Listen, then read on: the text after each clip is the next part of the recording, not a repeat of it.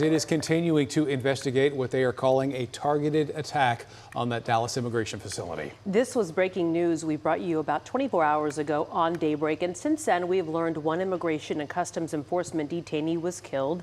2 others were critically hurt, and officials say the shooter fired from the roof of an immigration attorney's office about 500 feet away, hitting a transportation van and the facility itself. FBI investigators say they recovered bullet casings with anti-ice written on them, and ICE says the shooter died by a self-inflicted gunshot wound. Since that shooting, we have learned the suspect's family is linked to a home here in North Texas in Fairview, one in Durant, Oklahoma. Our Natalie Haddad made the drive up there this morning. She joins us with what we know now. And again, Natalie, investigators are hoping to find some insight by searching that home.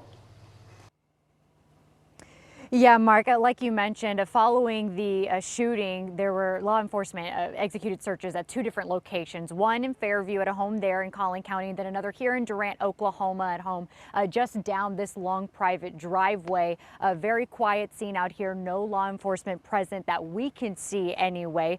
Now, both properties, of course, tied to the gunman, 29-year-old Joshua John, and in the 24 hours since the crime, we are trying to, law enforcement is still trying to piece together his role in the attack and a part of his past. Now, ICE officials say John opened fire indiscriminately at the building, including at a transport van and in the Sallyport, rather. He shot 3 detainees, killing 1 and critically injuring 2 others. Now, John was later found dead on a rooftop from what ICE tells us is a self-inflicted gunshot wound. Now, at WFAA, we've been able to confirm John attended the University of Texas at Dallas over 10 years ago, and at different times also attended Collin County College. Now, ABC News spoke with 2 childhood friends of the shooter who described him as, quote, the least political out of all the people I knew in high school. They say John was a gamer with a social media profile picture of a meme featuring a Soviet flag, a man with a Soviet flag. They added, it's not a political thing, this meme, it's just on